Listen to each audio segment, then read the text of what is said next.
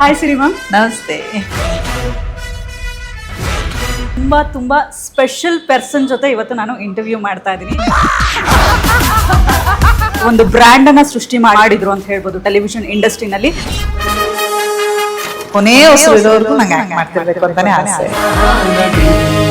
ಅಂಬಿಕಾ ಅನ್ನುವಂತಹ ಸೀರಿಯಲ್ ನಲ್ಲಿ ದರ್ಶನ್ ಅವ್ರು ನಿಮ್ ಜೊತೆಗೆ ಇರ್ತಾರಂತ. ಫಸ್ಟ್ ಹೈಟ್ ನೋಡ್ದ, ಅಯ್ಯೋ ಇಷ್ಟು ಹೈಟ್ ಇದ್ದಾರೆ, ಹೆಂಗಪ್ಪ ನಾ ಇನ್ನೆಷ್ಟು ಹೀಲ್ ಆಗ್ಬೇಕಪ್ಪ ಅಂತ.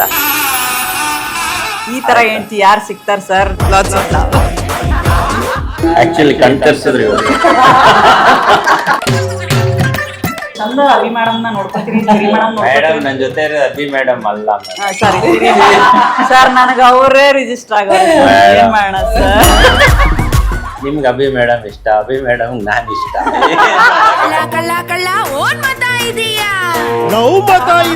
ಅಂತ ಹುಡುಗಿನ ನೀವು ಪಡೆಯೋದಕ್ಕೆ 7 ಜನ್ಮದ ಪುಣ್ಯ ಮಾಡಿರ್ಬೇಕು ಸರ್.